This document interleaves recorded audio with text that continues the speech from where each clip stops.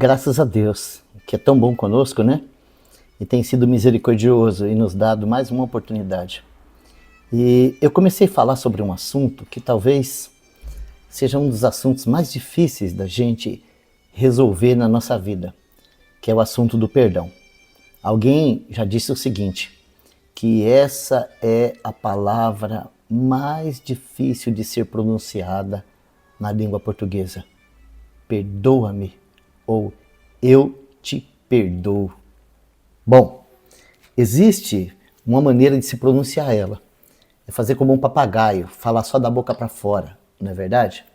Então, nós aprendemos desde pequeninos a decorar uma oração. E a gente, principalmente nos momentos de celebração, de festa, né?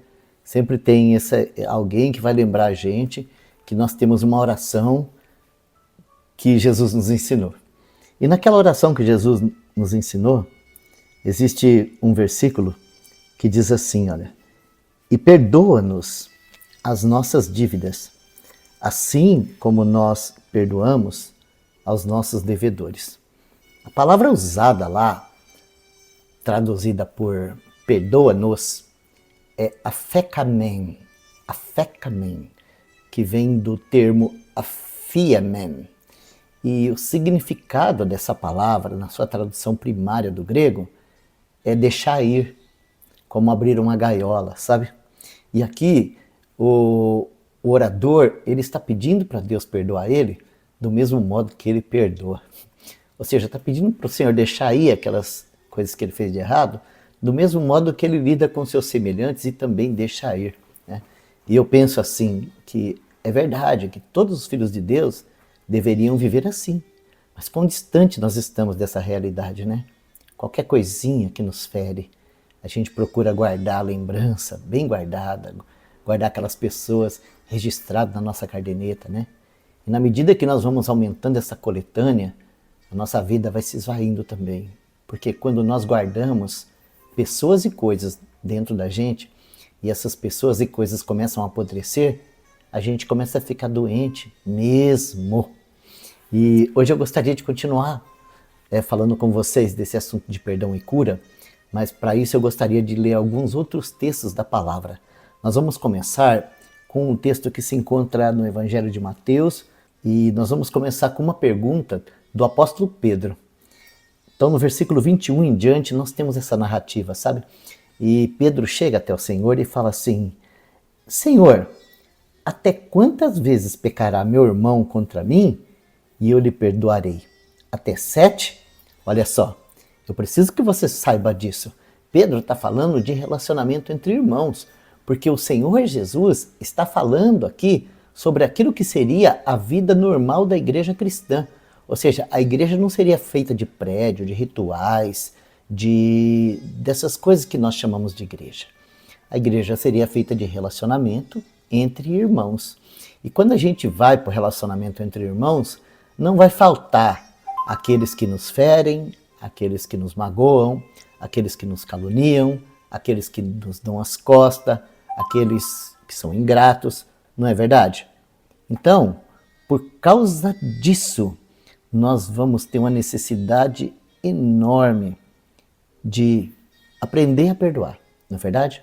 Abrir a gaiola e deixar ir, todo dia, para se relacionar com os irmãos. E lá na religião que o Pedro tinha, que era o judaísmo, havia um plano bem alto de misericórdia lá, que era, se um irmão fez alguma coisa ruim com você, você perdoa ele até 3 vezes, no máximo, tá? Não deixa passar disso não, porque isso aí já é abuso. Então, 3 vezes você perdoa. Como o Pedro viu que o nosso Senhor era muito mais largo do que o judaísmo, então Pedro chegou ao Senhor e fez essa pergunta, né? Quantas vezes ele deveria perdoar o seu irmão? E ele colocou uma medida bem maior do que aquela que o judaísmo colocava. Ele disse assim, até 7? Então o Senhor respondeu essa pergunta de uma maneira tão larga, tão alta, tão grande, que ao olhar para a resposta do Senhor, o meu coração fica com vergonha, o meu rosto fica corado, e eu quero cavar um buraquinho e entrar dentro e me esconder da grandeza do amor.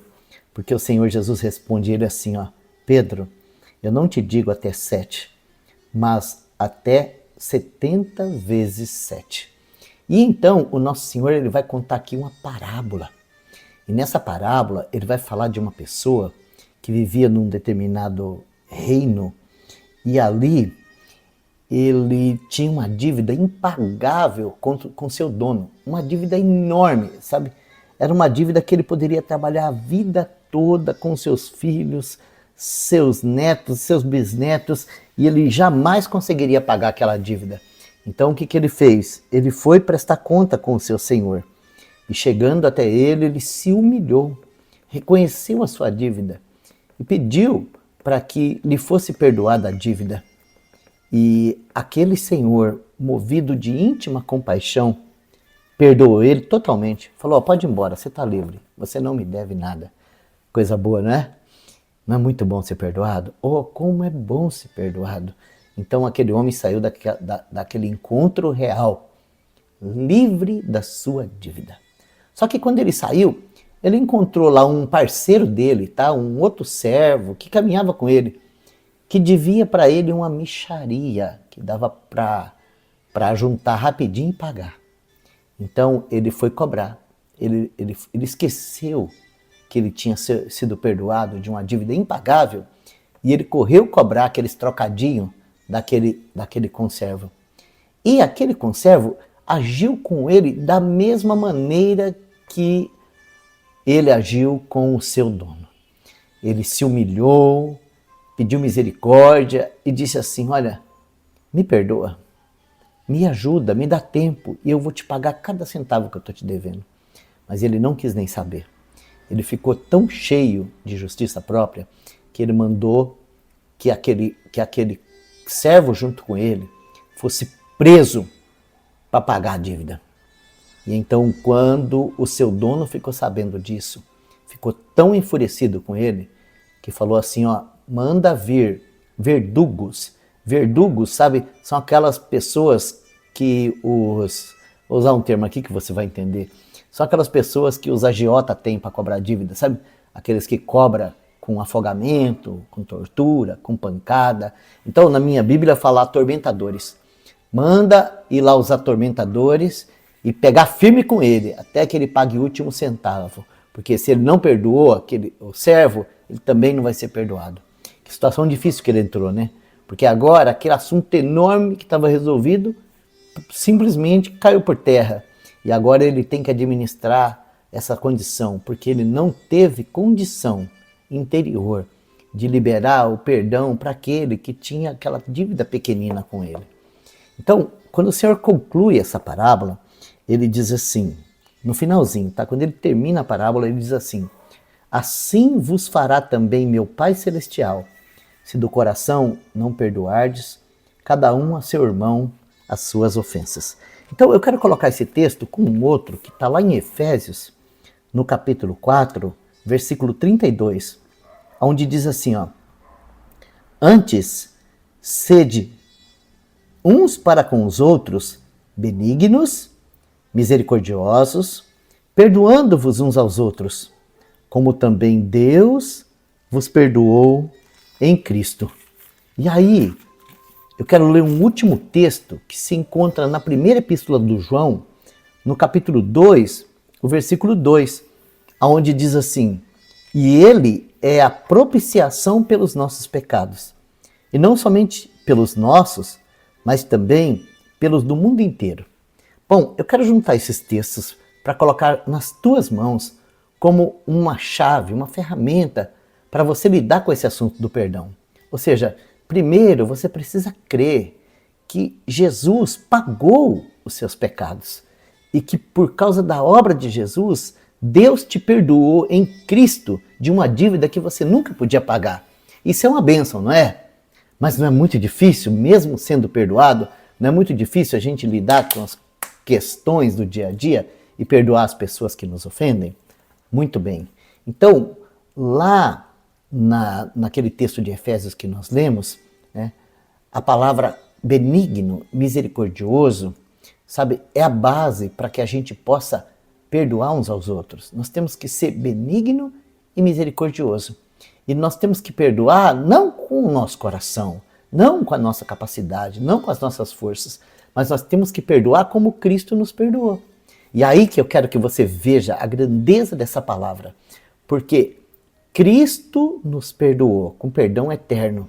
E não só isso, tá? Quando ele morreu lá na cruz, ele morreu pelos pecados do mundo inteiro. Ou seja, ele se colocou entre nós e os pecados do mundo inteiro. Então, por causa disso, você pode perdoar aquelas pessoas que te ofendem, mesmo que você não está sentindo alegria para isso, mesmo que você não está sentindo poder para isso, mesmo que você não está sentindo necessidade de fazer isso. Você pode perdoar com o perdão com que Cristo te perdoou. Por quê? Porque Cristo morreu lá na cruz pelos pecados do mundo inteiro. Então, quando você perdoar com o perdão de Cristo, olha só, você não vai ter amnésia, mas todas as vezes que você se lembrar daquela ofensa, você vai lembrar que aquela ofensa também foi perdoada, com o mesmo perdão que você foi perdoado. Carrega isso para a sua vida e abre essa gaiola e deixa aí todas aquelas pessoas que estão aprisionadas no teu coração por falta de perdão. E aí vai sobrar espaço no seu coração para a alegria da salvação.